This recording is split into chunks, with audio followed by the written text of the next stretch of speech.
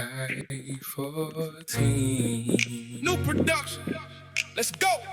Yeah, I-14, we ride. Killing on the map, new life worldwide. Case, let's go. I'm I-14, yeah, the road stay live. Home of the killing, Snoops where the real ones thrive. Crimson and the cream, yeah, we built on pride. If you see us step through, better know that vibe. I-14, yeah, the road stay live. Killing is Snoops, we don't just survive. We lead, we serve, we keep hope alive. From the soil of the city, watch greatness rise. I'm I-14, home of the killingness. It's not like you haven't seen this. We the meanest, giving you this word life. You need this, and we connected live from I-35. All over the city, not like we trying to hide. From 4th Street to Great Street and Rancid Drive. We vibe. From the heart of Texas, where the sun stay blazing. Killing, built tough, yeah, the grind stay crazy. Boots on the ground, but the vision stay navy.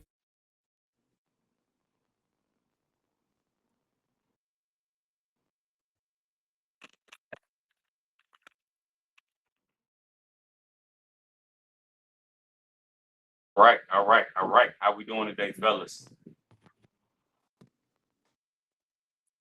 What's up, gentlemen? I'm doing pretty good. How about y'all? All right. Welcome to Beyond the Letters by the cleanest Newts, I-14 Newts, and the Columbus Alumni Chapter. This is a space where real conversation happen, brotherhood, leadership, pressure, purpose, healing, and growth. Because who we are goes far beyond the letters. Introducing the host today. Before we jump into today's topic, let me introduce the brothers who helped make this platform what it is. First up, we have the teacher, the motivator, the brother who always brings structure and clarity. We have Coach. All right, and next, we have the realist, the raw voice, the one who says what everybody's thinking. We have Concrete. Concrete, go ahead and tell us what type of energy you're on today. Gentlemen, I am doing great, man. I'm out here in the sunny Las Vegas, out here in the AKA land. They had taken over the city. It's good to be here amongst good company. Also, shout out to the ladies, AKAs, as they celebrate their 72nd Boule, and also the Sigma Gamma Rose, which celebrate this. I'm not sure what Boule Day is, but they're out there in Tampa, Florida. So, yo, I'm good, bro. Okay, and of course, I'm your host, Big Country, holding down the facilitation, the accountability, and the heart of these conversations. Now, today, we've got a special guest joining us. We have retired Army officer, Silk State of Mind, and proud member of Omega Psi Phi Fraternity Incorporated, Sean Gilmore. Sean, go ahead and tell listeners who you are and what season of life you're navigating through right now. Okay.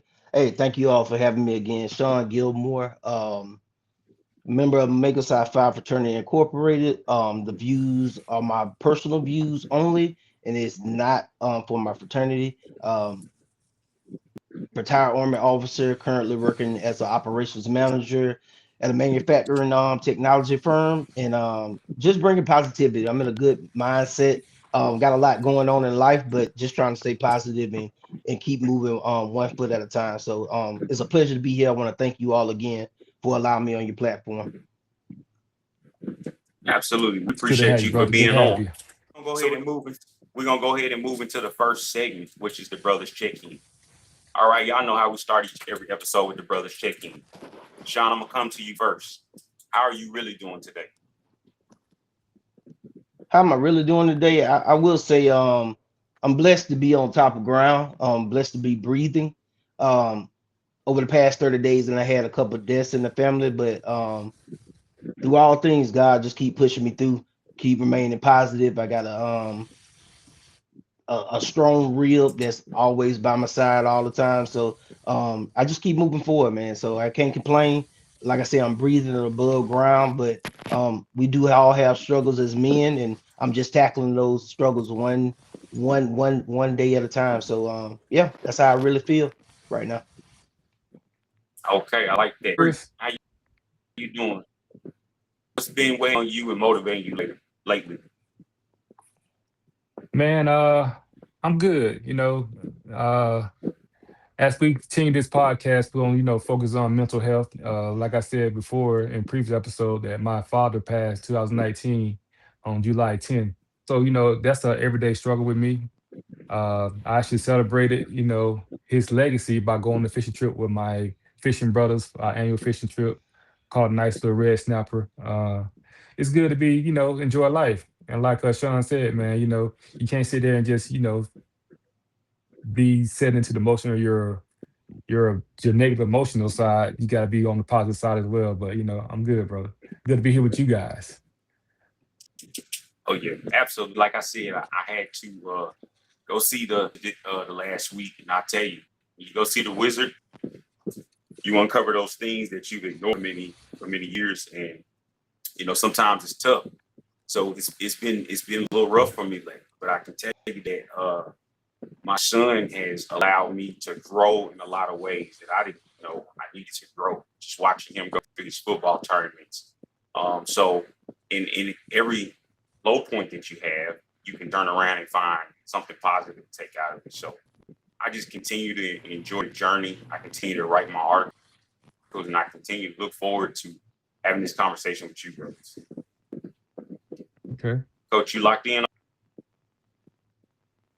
Are we going to keep this thing rolling? So we're going to the main conversation, right? So the theme of this episode is life after the yard. So we're going to go ahead and start off with topic one, which is losing direction after graduation. Let's start with the real. A lot of brothers lose direction after graduation. Sean, from your perspective, why do you think that happens? What I've seen over the past 16 years and being in my organization, brothers are used to dealing with other brothers that are the same age range. They're fighting the same battles and they haven't matured yet. What we fail to do is grasp these men, brothers, once they get on the other side and transition into manhood, and they don't know what they don't know. So if you're learning how to be a man from another 19, 20, 21 year old, you don't know what to do when you see someone my age and being in life experiences. So we need to grasp these brothers once they get out of college, once they get into the real world, and open up. That's what the brotherhood is for, regardless of what D9 organization you're in. You have to grasp these brothers and pour into them. And that's what we're feeling at, I feel, as seasoned brothers in our organizations. Okay, and I like how you highlighted we're all rooted in brotherhood, and no matter what the organization is, brotherhood is the bedrock. Which leads me to why do you think some folks feel lost once campus spotlight is I think I look at college as like a relationship. People go into a relationship as well as college with a different set of mind. And once you've been into college for 4 years, you mature a little bit better, and your mindset may change and may be different from later on when you first came in. Same thing with marriage. You go in as a young man, and later on down the line, 4 years and invested into it, you become a man again, and your perspective changes. So I think that we have to be accustomed to our growth and accept that, and then understand that life is not going to be the same as we started out to be as a young pup in college. And we know our maturity level that college is more like a party place for undergrads, and they understand the business, and the same thing with in life itself. So I just saying that we just got to be able to accept our growth in life in different aspects. Absolutely. I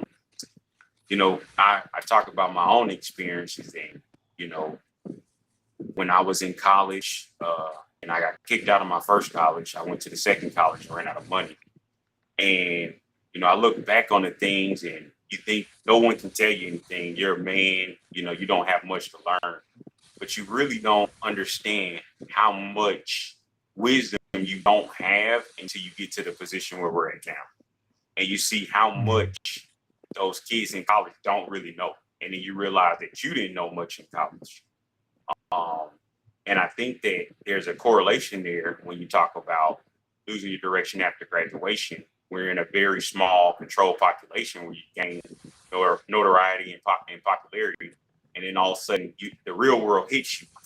And, corporate doesn't necessarily care about that type of social status. So what do you do now? So I think those are very great points that highlight. We're going to go ahead and jump in on coaches. So this will be an open question. Where do you see brothers getting stuck during that transition?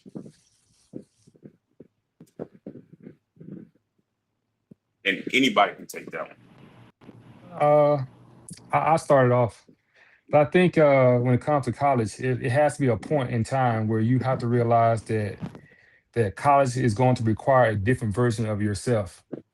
So that it's no longer just going to be going to class and having fun afterwards. It's going to be you focus on your career, that your degree program, you have to tie it into the workforce and make sure that this is what you really want to do. So you got to shift that mindset some point in college. And when you do, that's when you realize that, hey, you go from that boy to a man in real life. All right, Sean, you got anything on that? Yeah, I agree with what Watts is saying, but I also want to add on a big transition, and I'm gonna speak for black men, is they don't know how to be men.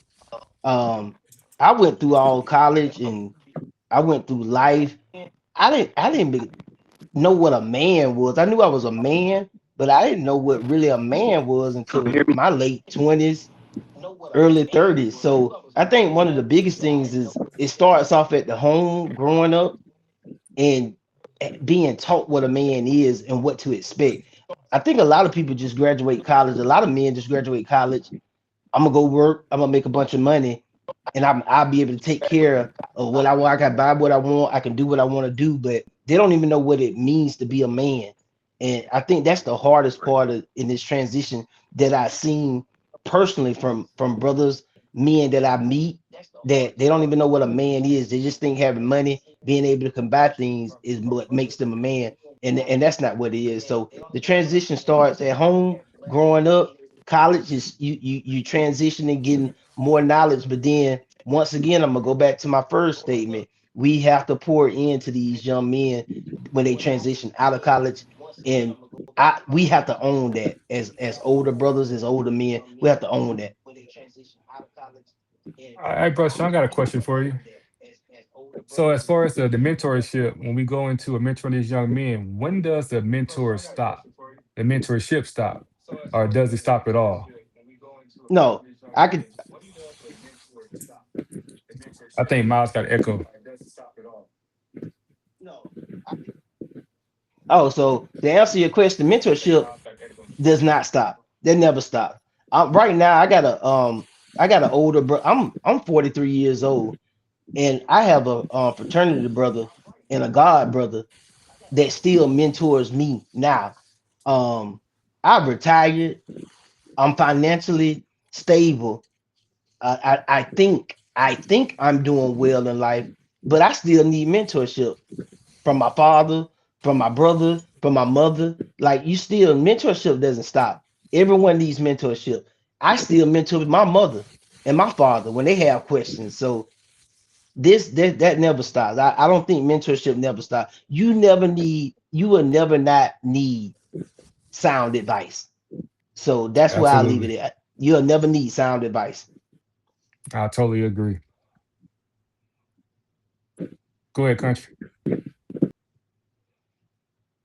Absolutely. Just mentorship, if you look at it from your younger days to your older days, it should be like learning. Mentorship and coaching falls in the same. Always somebody else who knows more and has more wisdom than you had or you once had. So, there's nothing wrong with clinging on to them and allowing them to help you with your journey. I think that the problem that we see quite often is that a lot of people, they don't want to yield and say, okay, this person does know more than me, and let me yield to learn something from them. A lot of people are hard headed, and it's something about putting your hand up there on that stove where you have to be burned to learn a lesson for yourself before you learn that that's hot. I don't know what it is from a scientific perspective, but there's just something like that. You can tell somebody, don't go down that road, it's a bumpy road, and the fact that road might save them some time is enough for them to still try to go down that road, even though you've warned them that they may damage your vehicle. So, but I think that just as there are people who won't necessarily listen, there's enough people out there who will yield. And we just have to keep that constant pressure and continuous pressure to say, we have to have the stamina to continue to keep going. Don't worry about, how many people we reach. We just have to keep going. And the hopes is one will turn into two will turn into three, so on and so forth. I'm going to go ahead and transition to our second topic, right? So this is going to be career struggles and reality check. And this one right here is, I think this is relatable in every career field out there. So let's talk careers. That first year after graduation, it hits hard for a lot of people. Sean, what was that reality check like for you? I was lost. I was lost. Um, I thought I knew what it was to be grown and take care of my own bills, but I was lost. And to move forward 23 years later, I'm still lost. I'm just mature and lost. I'm still finding my way. I'm still figuring out things. But the biggest difference is I was young and didn't have the back end and the knowledge to deal with the lostness or the figuring out part of life. Now as a mature adult, I'm still lost. I'm still trying to find my way, but I have a I have a knowledge bag that I can pull from. I have a support system I can go to.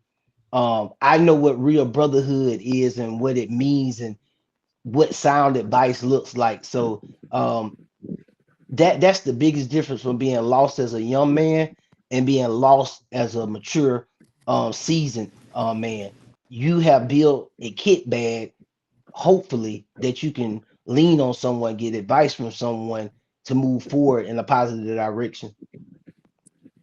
Absolutely. You broke that thing down extremely well. And what I would tell you is what you said resonates with me well because, you know, especially when you go through the military or any organization where work becomes your identity in every part of who you are, you lose sight of the things that truly matter. And if you don't have people who come before you to warn you of those signs and say, like, hey, these are the things that you need to be worried about. These are this is what may be the end result if you continue down this path.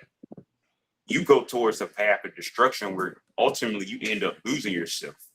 And it takes a lot of work and a lot of humility for you to realize you've become something that you didn't want to be. And then you have to fight and claw your way to getting back to who you believe and who you know you are. But what you don't get a vote on is what was the cost of that? Who, what were the relationships that you messed up? Who were the family members that you did wrong, and so on and so forth. So that's why it's so important that when you are going through doing those type of things, to as us, like you said earlier, we have to find those young men and say, hey, this is the road you're heading down. This is the end of the road, because we didn't get that. We didn't get that insight. But now that we've gone through that road, some of us, were able to recover. Some of us weren't. But now I can teach somebody what I went through, and I can, because I have that wisdom. What you got, Concrete? You guys hit it on the head, man. Basically, I mean, I agree with everything you said.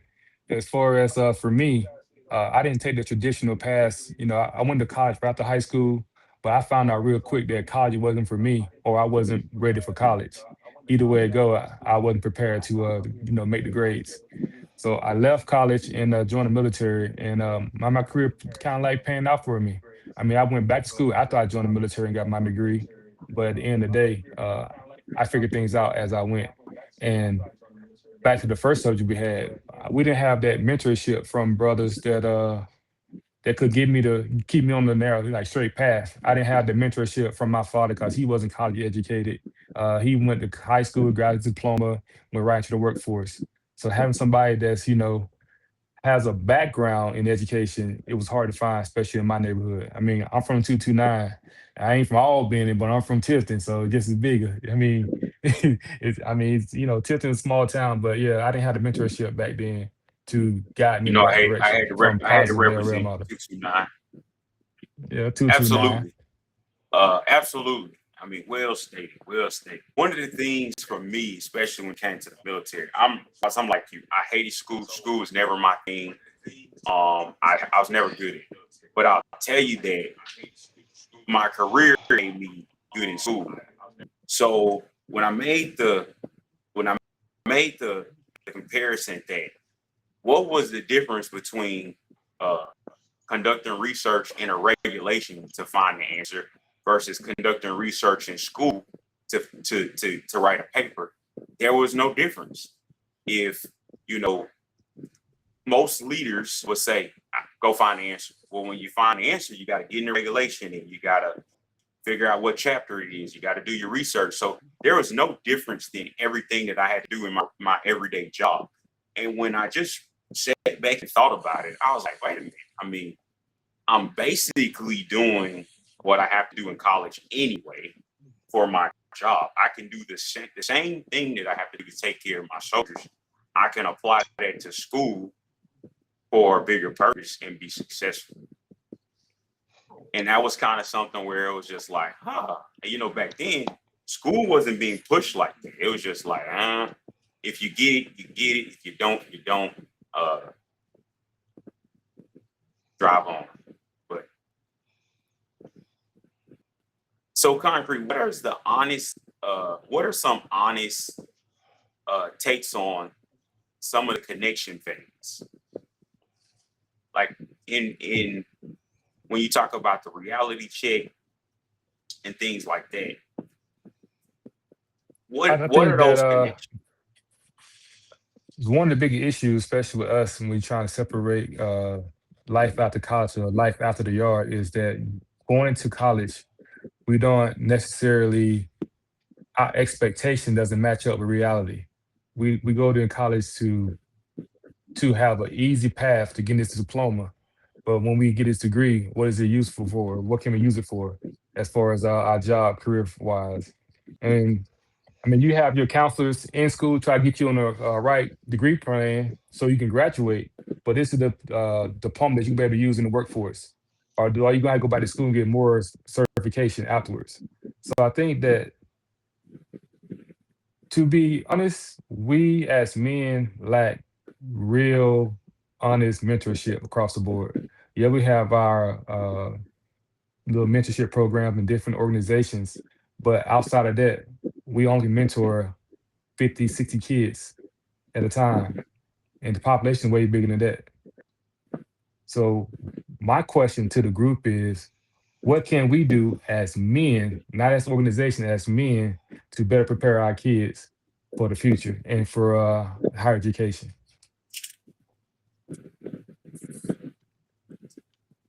We'll start this off with Sean.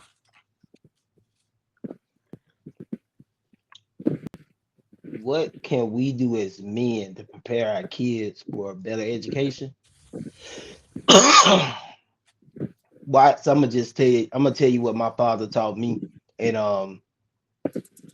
I noticed it works out for me as I've got older. We just got to be honest and more transparent with our young men. We need to get away from you can't cry, suck it up, you can't get help. I deal with PTSD and mental health issues, If you would have asked me 20 years ago, would I be going to see a wizard? Would I be going to see a wizard? I'd be like, nah, that's crazy.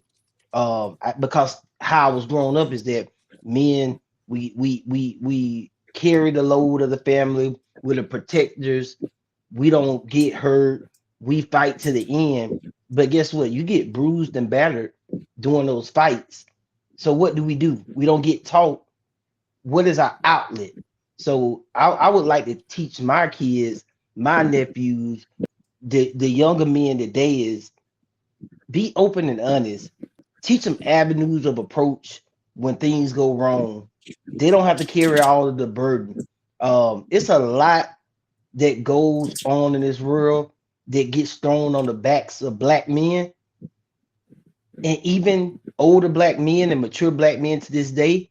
They don't. Some people don't have outlets, or they so conditioned to they're the man. They don't want to seek help. We got to start seeking help, and we got to start being honest with our young men as they grow up. Because if you're conditioned to not to be a man and be that hoorah person for 20 and 25 years, that's a hard cycle to break.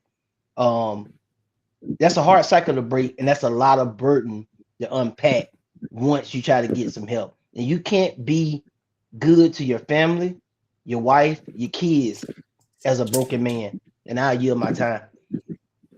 Okay. Man, well stated. And I would like to add to that. That just, kind of a recap of the first two episodes we had. We talked about breaking that stigma, breaking that cycle of you're tough, or like Willie Casey was saying, how get up, don't cry on the field. That is something in our culture. And the only way to change it, like Concrete always talks about, is it starts with us. And when you look at it, it's even as simple as, my own experience is I didn't know what postpartum was. I had never heard of it. So if we're already in a community where we don't talk about mental health or things like that, and then, there's this thing in the air called postpartum. I'm a man. I don't know anything about postpartum. So how can I be the man to support my wife when they're having a child? And after that, if I know nothing about this thing, and I've never heard anything about it, because we've always been told that we don't have mental problems. We don't have these things. But when you look scientifically, it's a real thing. It's just something that we were never taught we knew anything about. So as a man, you're processing this thing, as if, is this real? I've never even heard of this. The whole time, you don't realize this has been around for years. It's just something that was not talked about in your community. And because it's I something think that also wasn't talked about. we don't necessarily address when you talking about like your postpartum depression, after childbirth, whatever. Do we even address the fact that how the man has to transition as a different role model, as a Correct. protector and a provider? Like that's a big shift in Correct. the man's responsibility life for him. So we don't talk about that, like who we get advice from, saying, "Hey, I'm about to be a father, or the baby's here. What do I need to prepare for? Like life insurance, emotional support, Correct. my significant other." That's a big change that we don't have people to lean on and get that advice from. Oh yeah. And that's what I mean by that. Just everything you just stated, because, if we had more people to say like, hey, these are the things that you need to be prepared for. When the chill at night, you got a responsibility too. You got to get your butt up and you got to go check on your child as well. It's not just a one-sided thing. Yeah. You know what I mean? Because you don't understand Right. that over time, resentment is going to build up. Right. And then And when you also talk to tie about, that into the topic, how we're talking about today about life beyond the yard, I would say how they tie into me is that when I was in high school, I had teachers that knew my family, my cousin, my aunts, my mom, because they taught them beforehand, and they would push me for assignment. Hey, your assignment is due this week. Make sure you turn the assignment in. And you coaches like, hey, you ain't gonna play and you ain't gonna start if you fail in this class.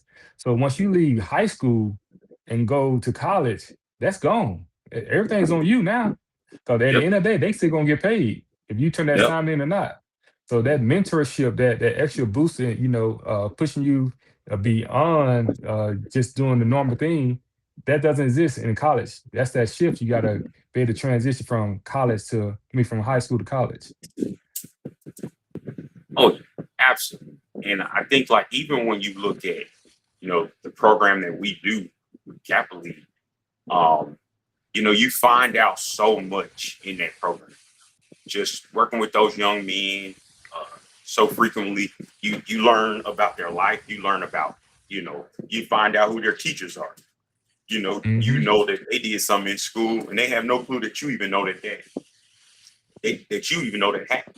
So, but imagine if we had more men that were invested in the school system in the same manner.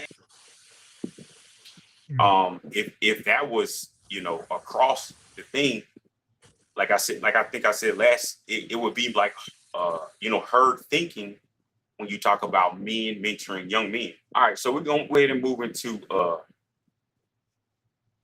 topic 3, maintaining brotherhood after college. Another big challenge is maintaining brotherhood after the yard.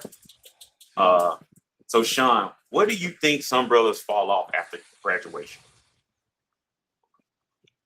The mentorship from undergraduate, that's the biggest thing I see. I'm gonna just be transparent. The accountability and everything falls on us once they get to us in the graduate lane, the grown man lane. But that's why we have graduate advisors. These graduate advisors need to let these undergraduate men know once you graduate college, you are now a graduate. It is still okay to stroll. It's still okay to hop. Um, we are not teaching these undergraduate men coming into life on what it means to be a graduate brother. Also, I looked at the chat earlier, and one of your brothers said continuous relationships of development and mentorship. Um, we don't do that either, and that's accountable for us as seasoned members of our organizations in life. That we need to start, like I say, it all goes back pouring in into these young men once they get, because what they fail to realize is that once you become a grown man, you never know what Watts did. You don't know what Big Country did. You don't know what Coach did. You don't know what Sean did. What I may have done may help you succeed in life, and you won't know because you don't know how to develop bonds and friendships to keep the brotherhood going. But what you do know how to do is party. An undergrad, you know how to make different juices, you know how to pick people up, and you know how to dress nice and do all this. But then after that, you feel like you can't do it anymore as a graduate member. Yes, you can. We can still do that, but it's a different way we express ourselves as graduate members, and that's what we have to teach them once they get to that level. Okay. Oh Al, man, can I get some of you this country? Can I get oh, some of of that? course, I was coming to you next. All right. Go ahead and get Hey, you some of that. so Sean, so I can't speak for all organizations, but I know that the transition from undergrad to alumni is starting to trickle down. Like the numbers starting to dwindle away a little bit. Uh, like you said, we don't have that positive relationship with the undergrad as the advisors. Well, do you think that if we had the advisor closer to the undergrad age, would that assist? Also, with that being the case, is there a risk factor for advisors close to their age or, going excessive with the pledging process? Let me, yeah, I want to answer that. Let's go. Let's get it. This is what I was Let's waiting get on. it. Yeah, All let's right, get all it. right. This is what I'm waiting on Watts. Great point, and this is my personal opinion. This is Personal my opinion. That's all personal I'm asking. opinion. Yeah, this is my personal opinion. When you're 25 and 26, there's rarities. Those are rarities that you can find some mature 25 and 26 year olds that just graduated to be graduate advisors. They do getting their masters or getting their doctorate, and they're advising the undergrad. But I want you to keep in mind, Watts, that just 2 months ago, they were the undergraduate, they were the DP of the lines, They were Hmm. at the parties with these same individuals. I do agree that if they were closer in age, it would be um it would be more some more brotherhood. But what type of brotherhood is what I need to know. Are they gonna still keep up the undergrad traditions? And that's where you're gonna have the risk factor of things that have went on in organizations over this past year. I'm not gonna speak on them. If you know, you know, but those are the things we need to know. But also, I want to say before I yield my time, Watts, when you have older brothers that would not let that undergrad go, you're still gonna have the same problem. So Okay. we as organizations need to know, and the leaders in the organizations need to be aware, and this goes for any organization. Know who you're putting in the position, because these are somebody's uncle, somebody's brother, somebody's son. We need to know who again these putting these positions. Stop voting for your homeboy or your type man, or somebody that you went to high school with to get in these positions. Because guess what?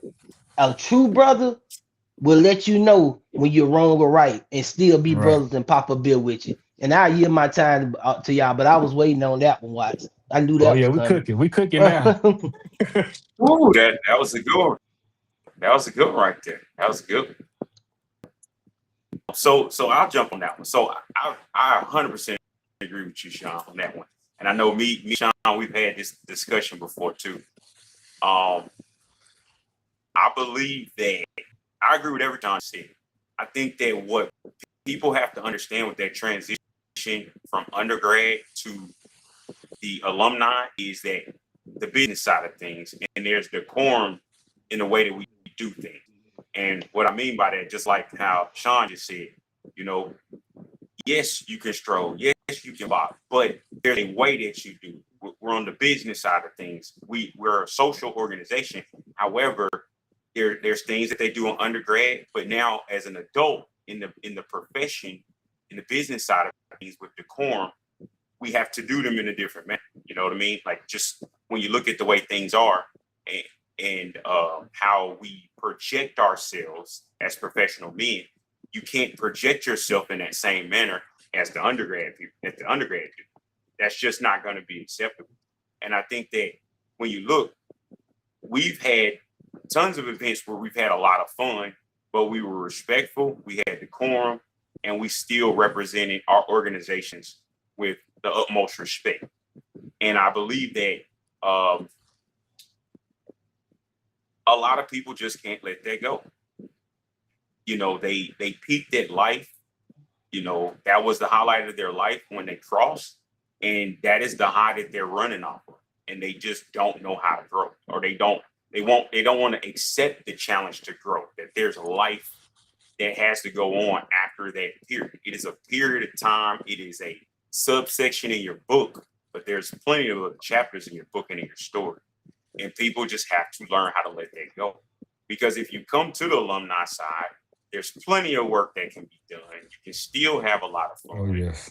You can still enjoy the brotherhood, but that's a choice that a person has to Hey, you can check those comments on make. Okay. TikTok. We can ask them over here. They got questions. Let me see if we got any. All right, so we'll go to we got an emotional angle for the final topic. Here's the heart of the episode.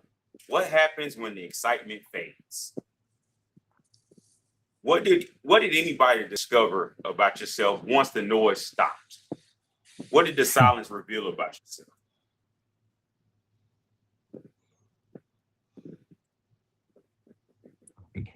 You want anybody to attack that question? Anybody. We're gonna keep this thing open. And I'm gonna go over to TikTok and see if we got any comments. All right. I'll start off.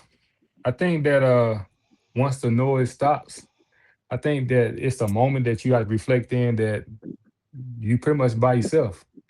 Like once you finish school and you get that diploma in your hand, you did your little last hop or your last stroll, you have to realize, hey, my life in college is over with. what's next? It's time to get in this career field. So your mind needs to shift into from being a student into being a man, a productive man in society. And I think that's something big for any man to have to deal with. What's that? A comment? What we got? Okay. Yeah, for any man, I think that's a big shift, man, in life. I think that mentally we need to prepare ourselves for Oh that. yeah, And that's James. Yeah. So I mean, as far as I got for that, you just got to mentally prepare yourself that hey, all life right. is about So to change. It's not what you used to know.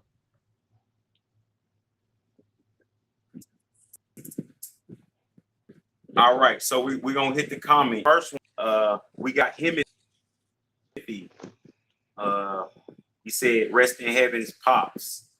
We got Willie Casey Jr. He says, "So find ways to connect with the young folks transitioning after college." I agree with that.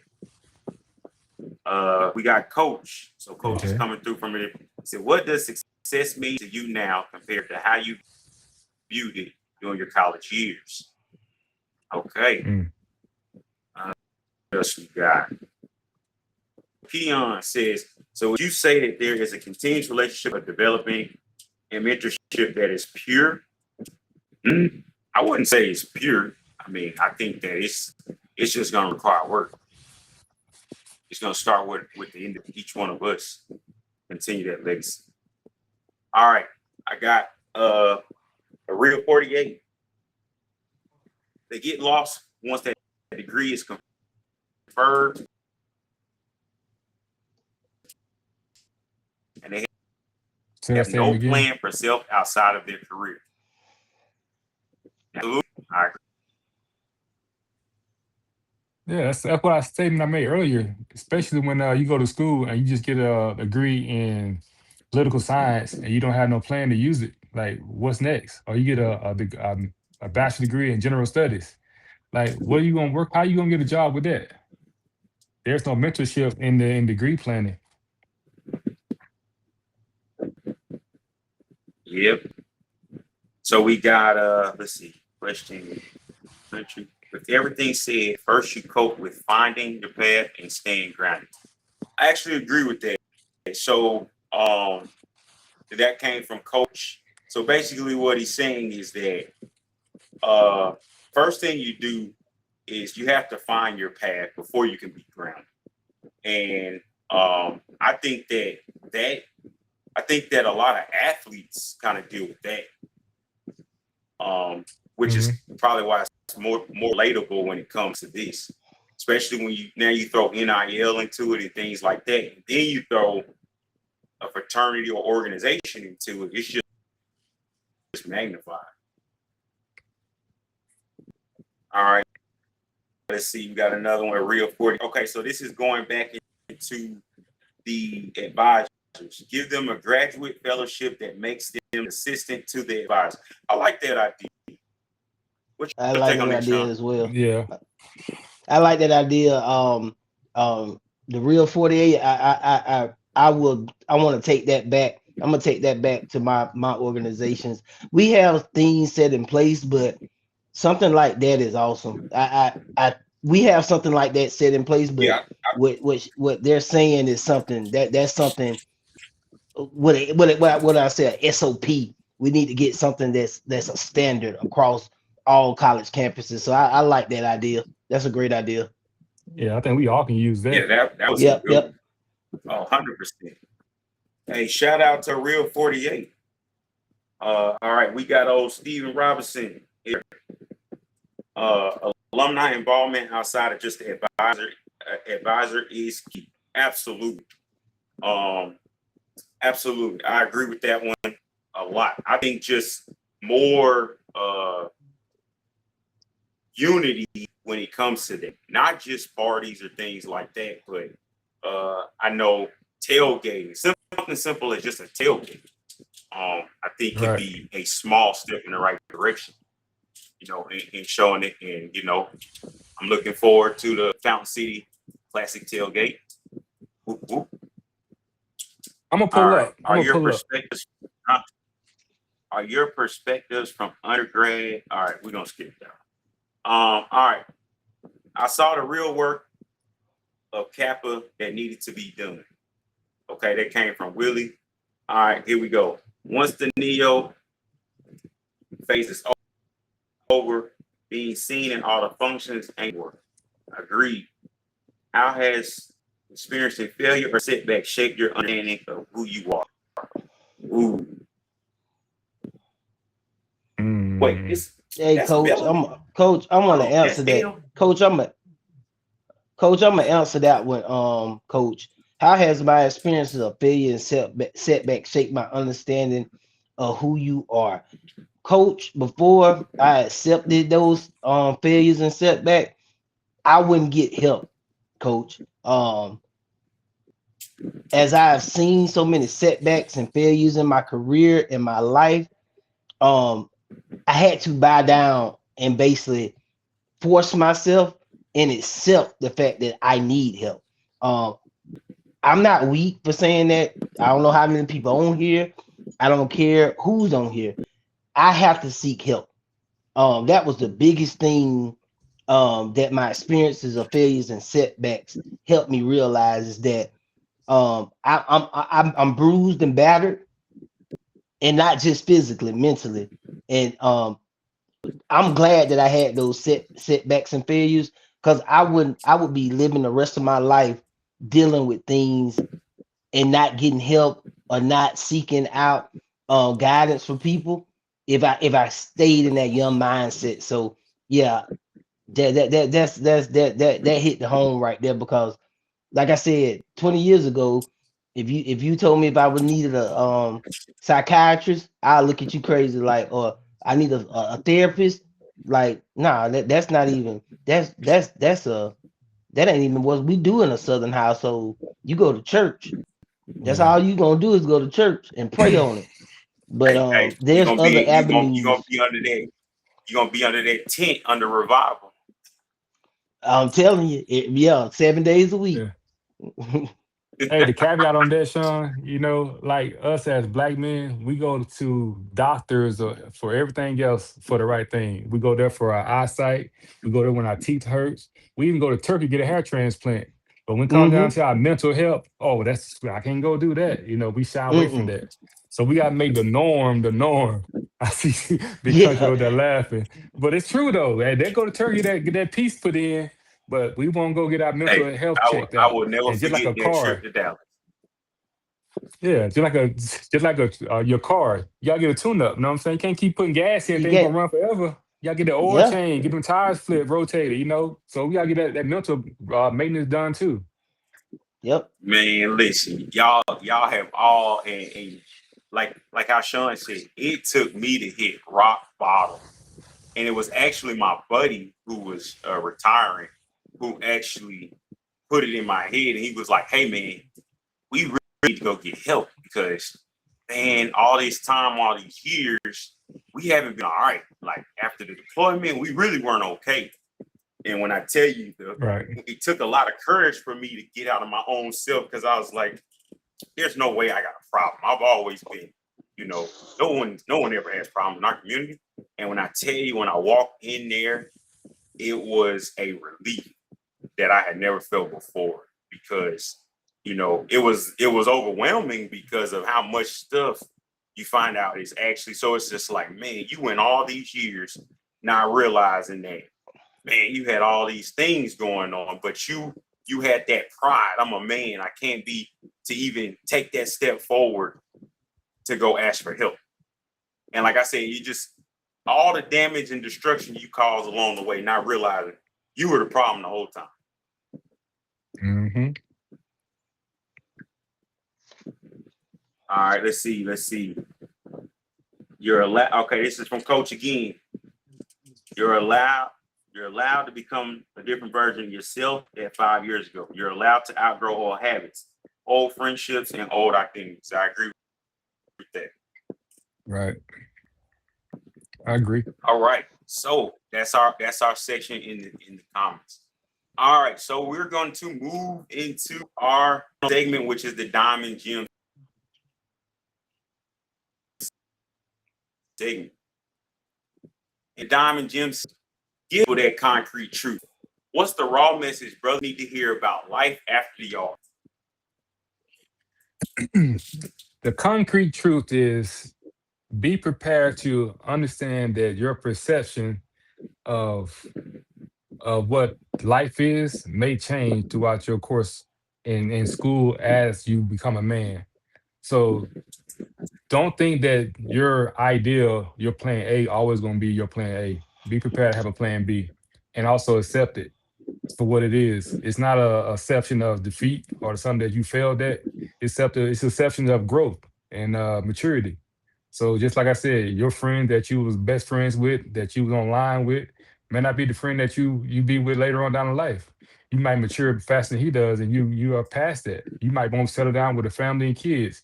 He's still in the streets and in the clubs. So be prepared to just accept change is what it is. I like that. I like that. All right, so we're gonna move into Silk State of Mind. So, Sean, what's one truth, one lesson, one piece of wisdom that every man needs to hear as he transitions into life after the yard? Give us something that can apply today. I'm gonna just give it to you straight from the good book, man. As a child, I did childish things. As a man, I put those childish things away. We need to grow. As men, you gonna go through some struggles. You're gonna go through some shortfalls and challenges, but you got to fight your way up. All the burden that you carry is not yours alone, and seek help if you need it. Reach out to that good brother, reach out to that pastor, reach out to that mother, that sister, that aunt, that uncle. I just say that for your mental health. But when you become a man, you put those childish things away and become a better version of yourself. And that's still state of mind. Ooh, I like that. I like that. So, that coach is always coming with the quotes, but due to technical difficulties, he has sent me his quote because we couldn't have an episode without having some of coaches. So, life after college isn't just about finding a job; it's about discovering who you really are. The transition can feel overwhelming, but remember, identity isn't tied to a degree. The letters you wear are the title you have. It's about the values you hold, the relationships you build, and the impact you have. Embrace the uncertainty, lean into your passion, and let your journey unfold. Quote for today, Ralph Waldo Emerson. What lies behind us, what lies before us are tiny matters compared to what lies within us. You have the power to redefine success on your own terms. Let me say that again. Y'all know I had to say that part because he's not here. The quote for today is Ralph Waldo Emerson. What lies behind us and what lies before are tiny matters compared to what lies within us. You have the power to redefine success on your own terms. And I'm going to go ahead and close it out with Big Country's perspective. Here's my perspective. Life after the yard isn't the end. It's actually the beginning. The transition is not your enemy. Avoiding the transition is. With that being said, we're going to transition to the community spotlight. Now, we are following on TikTok Live, so if you do have something that you would like shouted out, just let us know and we'll make sure that we get it going out. But we're going to start off with Sean Gilmore. What you got for community spotlight? Hey, community spotlight. I'm currently in Killeen, Texas. I am a member of Omicron Pi chapter of Omega Psi Phi Fraternity Incorporated. This Saturday, July 25th, we have our annual all-white party, 8 p.m. to midnight. Killeen Civic Center. Come out, enjoy yourself. We have comedians, live band, and food. So please come out and support the brothers of Omega. You're sure to have a good time. All right. It's always a good time up there. Always a good time. I had a good time. Hey, is the one with the no shoes, the one who had no shoes on, they gonna be here this time? They're gonna be here this time. Okay. That's how you know it's a good time. And shout out to Singleton or Singletary? Singleton, Singleton or Kenneth Singleton. Singleton. Singleton. Shout out to Singleton.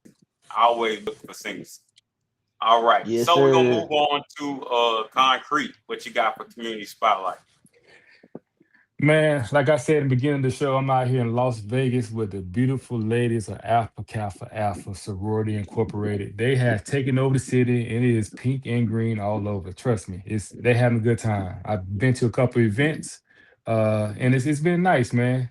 But back to what Sean said about that the Q party, all white party. Listen, I've been there the last 3 years in a row. They don't miss. Them boys know how to get down. So you ain't got your ticket. Hey, if you ain't can't get, you need to get your ticket. Don't be outside and can't get in. Cause we're gonna be in there having a good time. Yep. Also, Sigma Gamma Rose, they're having their boule as well this week. Shout out to them down in Tampa, Florida. Uh, and before we end this segment, I gotta put Sean in the hot seat since he's from 229. So come back to me before we can get off the air. Oh, you know I got you. I got you. Hey, Sean, wasn't it some good news for the Killeen High School? I think I heard some real good. Yeah, Don't they got yeah. like a new athletic? Yeah, the Killeen High School has a new head athletic trainer coming out of Killeen alumni chapter Delta Sigma Theta. My rib, my backbone. Coach Sierra Smith has taken him of the athletic program over there at Killeen High School. She's the new head athletic trainer. So shout out to her, and I wish her well. Love her to death. So I know she's gonna do a great job. So good stuff. Let's go Absolutely. Rules. We couldn't let the segment go by without recognizing her. You know, we got to make sure we do a good job of recognizing the folks like us that are doing great things in the community. So I'm gonna go ahead and close it out. So before we close, I like to shine a light on some incredible people and programs making an impact in our community. So first, I would like to shout out to legendary Pete Pat Pearson for all the youth sports photos. Follow him at Instagram at Legendary Lens. If you got kids in sports who want to capture those moments, make sure you contact him. Next, shout out to Patrice Azalea. She is a master storyteller, creative copywriter, and she creates unforgettable content. Check out her website at patriceazalea.com to get her books and tap into her work. I would also like to make a big shout out to Carrollton High School football, home of the Trojans, on winning the Under Armour Next 7-on-7 championship. They are currently ranked number 8 nationally. And listen, my nephew Zach Watts is an intricate part of that program. I'm very proud of him. So make sure you guys are on the lookout for him. Shout out to the Twin City Outlaw 9U football program. My son plays for that team. They got some dogs on there. They got a lot of hard work, discipline, and they're hungry. And finally, shout out to the Columbus Alumni Chapter of Kappa Alpha Psi Fraternity Incorporated. They had the privilege of serving lunch to the students in the Tears Inc. summer program.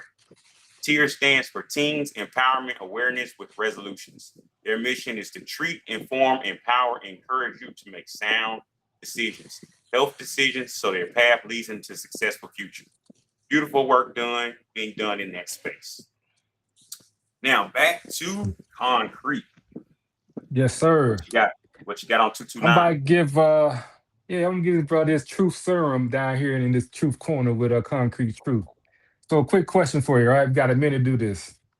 What's the best high school in Albany? The best high school in Albany, Georgia, Doherty County. The Good Life City is what we call it. It's going to be Doherty Comprehensive High School, 1800 Pierce Avenue, home of the Doherty County High School Trojans. That is the best high school. You get the best education, best people, and most successful people to come out of that high school is Doherty Comprehensive High School. Thank you. Truth. Okay. Hey, Pick one. Pick one. Undergrad or alumni. Pick one. Alumni is where the business is happening. Alumni is where the business is happening. Probate or community service? Community service all day. Step show or leadership conference? Leadership conference. Mentor or to be mentored? I want to be a mentor. Mentor. Okay. One word to define brotherhood. Friendship. All right. One lesson every Greek should learn before graduating. what is life going to be like after undergrad? All right. Finish this He last said sentence. K-roll. He said K-roll. Life after the yard taught me what? Life after the yard taught me that life after the yard ain't what it like is on the yard. All right. That is the end of my segment. Concrete's Corner, Concrete's Truth. All right. Back to you. So, brothers, thank you for joining us for episode 3, Life After the Yard. Identity doesn't end with graduation. It evolves. Sean, thank you for blessing us today. Coach Concrete, y'all are always solid brothers to work with. And to our listeners, stay real, stay grounded, stay growing, because who you are goes far beyond the letters. And we have a last thing. Sean will be with us for episode 4. So stay tuned for that. We will have him on again. And always, yo, to the good brothers.